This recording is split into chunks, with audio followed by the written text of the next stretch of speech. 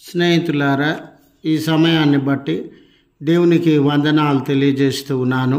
ప్రేమపూర్వకంగా మిమ్మల్ని అందరినీ వాక్య ధ్యానంలోనికి ఆహ్వానిస్తూ ఉన్నాను.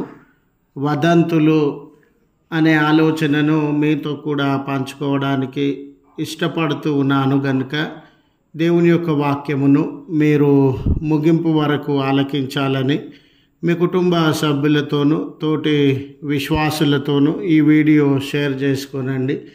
మీ ప్రార్థన మనవులు ఎటువైనను కామెంట్స్ రూపంలో కానీ ఫోన్ కాల్ ద్వారా కానీ తెలియజేయండి. మీ కొరకు నమ్మకంగా ప్రార్థించడానికి మేము సిద్ధంగా ఉన్నాము. ఈ వీడియో మీ ఆధ్యాత్మిక జీవితంలో ఉపయోగకరంగా ఉంది అని మీకు అనిపిస్తే దయచేసి ఈ ఛానల్ను సబ్స్క్రైబ్ చేసుకొనవలసినదిగా మనవి చేస్తూ ఉన్నాను. లేఖనము ఇర్మియా గ్రంథము 71వ అధ్యాయము 46వ వచనము. దేశంలో వినబడు వదంతులకి భయపడకుడి, మీ హృదయంలో దిగులు పుట్టనీయకుడి. స్నేహితులారా, మన అనుదిన జీవితంలో ఎన్నో రకములైనటువంటి వదంతులు, పుకార్లు మన మీద లేసేటటువంటివిగా పుట్టించే వారు ఉండినట్లుగా మనం గమనిస్తాం. ఈ రోజుల్లో వదంతులు ఎదుర్కోలేనటువంటి వ్యక్తి ఉండరండి. ప్రతి వ్యక్తి మీద పలాని వ్యక్తి మీద చెప్పుడు మాటలు లేవు, పుకార్లు లేవు, వదంతులు లేవు అని అనడానికి వీలు లేదు. గడప దాటిన ప్రతి వ్యక్తి మీద ఏదో ఒక పుకారు, ఏదో ఒక వదంతిని అతడు తన జీవితంలో ఎదుర్కొనవలసినటువంటి వాడుగా ఉంటాడు.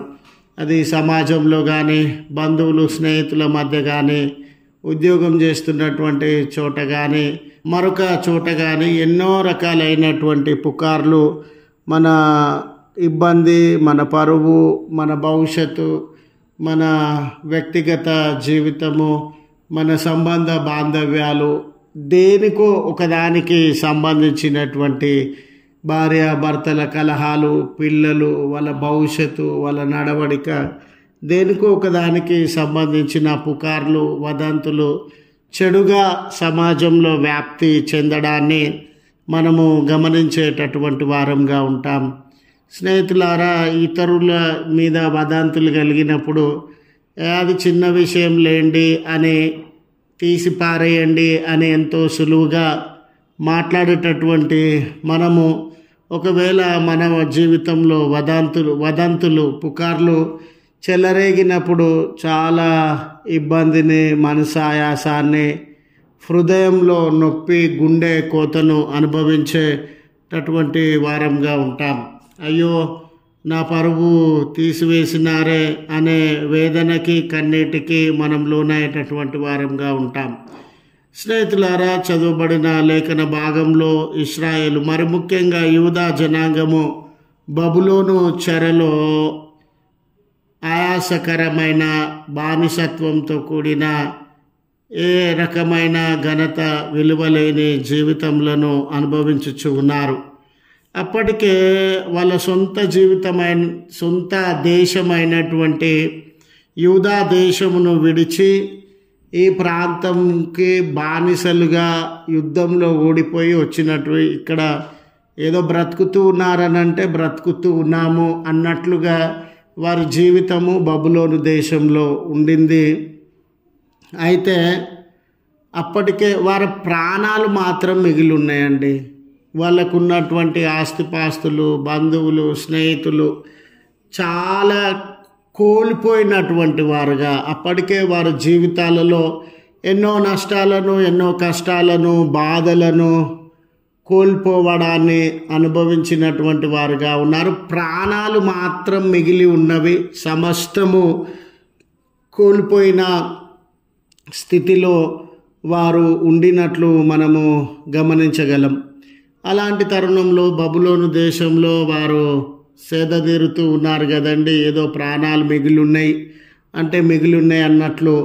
అయితే బబులోను దేశంలో వీరు కాపురం ఉంటున్నటువంటి సందర్భంలో మరొక వదంతి, పుకార్ మొదలైందండి. ఏం పుకార్ అని అంటే, ఈ దేశం బబులోను దేశం మీదకి యుద్ధం సమీపిస్తూ ఉంది, ఆపద సమీపిస్తూ ఉంది, రక్తపాతము మరణము అనేది సమీపిస్తూ ఉంది.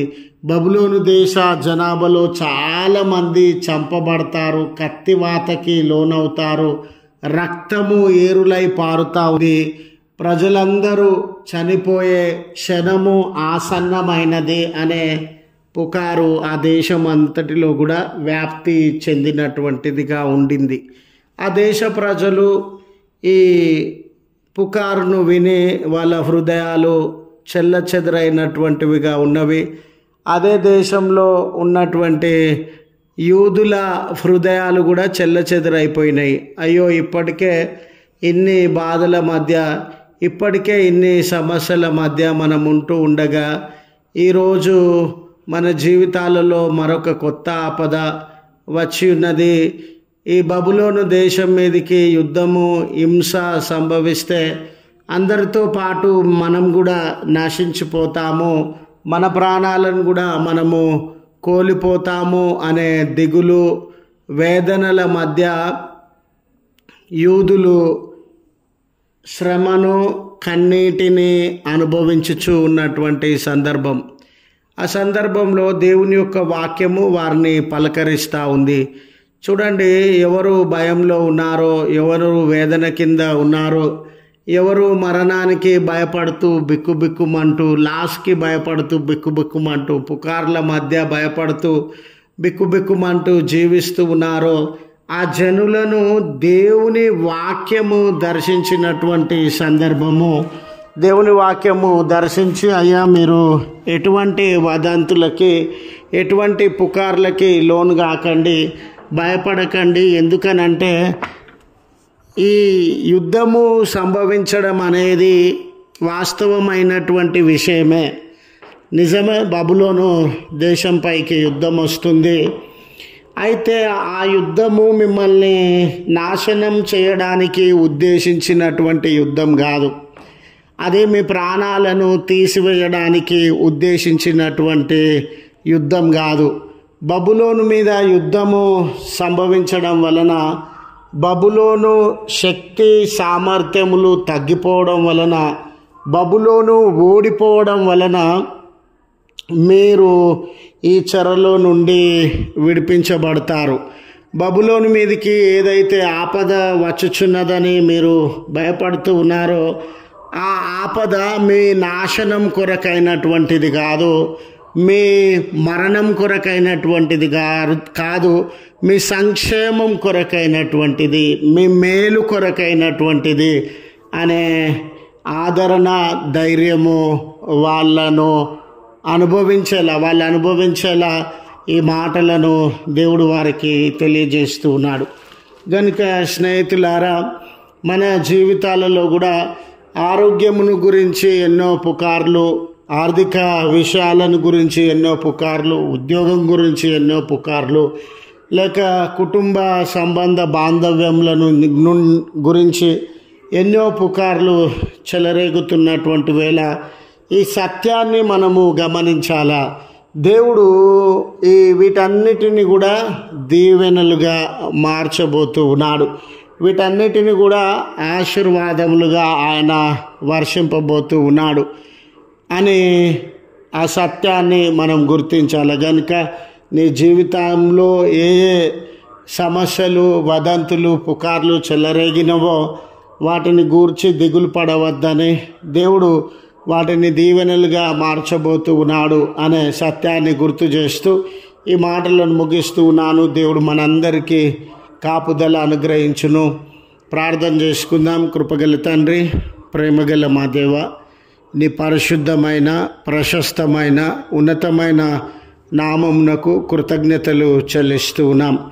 మా అనుదిన జీవితాలలో మమ్మను ఆదరించుచు, ధైర్యపరచుచు, మా మొరలను ఆలకించు వాడవు, మా సమస్యల నుండి బలపరచు వాడవు. గనుక మిమ్మల్ని ఆశ్రయించుట సరి అయినటువంటిదని, మీ మీద ఆధారపడుట సరి అయినటువంటిదని, కృంగి కృషించి దుఃఖసాగరంలో మునిగి ఉండి ఎన్నో ఆపదల మధ్య కొట్టుమిట్టాడుతున్నటువంటి మేము మీ వైపు తేరి చూస్తూ ఉన్నాం. ఎందుకనగా మీరు విమోచించువారు, ఎందుకనగా మీరు బంధకాలలో నుండి లేవనెత్తువారు, ఎందుకనగా దుఃఖ సాగరంలో నుండి జయంలోనికి నడిపించగలిగినటువంటి వారు కనుక మీ మీద ఆధారపడుతూ ఉన్నాం తండ్రి. ఎవరైతే ఈ ప్రార్థనలో ఏకీభవించుచు ఉన్నారో ఈ బిడ్డలందరినీ మీ కృపలో జ్ఞాపకం చేసుకునండి. మరి వారి అక్కర్లను తీర్చండి, వారి కుటుంబంలో శాంతి సమాధానములతో మేలు ఆశీర్వాదములతో నింపండి. జన్మదినము వెడ్డింగ్ యానివర్సరీ జరిగించుకొనిచున్న బిడ్డలను దీవెనలతో నింపి రానున్న కాలమంతా కాపాడండి. ఆయా నూతన పనులు ప్రారంభించుచు ఉన్న నీ ప్రియ బిడ్డలను మీ హస్తములతో బలపరచుమని, ఈ దినపు దీవెనలతో ప్రార్థనలో ఏకీభవించుచు ఉన్న బిడ్డలను అందరినీ దర్శించుమని క్రీస్తు పేరట వేడుకొనుచు ఉన్నాము తండ్రి. ఆమెన్. తండ్రి, కుమార, పరిశుద్ధాత్మ త్రియేక దేవుని దీవెన మనకు తోడై ఉండి మనలను కాపాడునుగాక. ఆమెన్.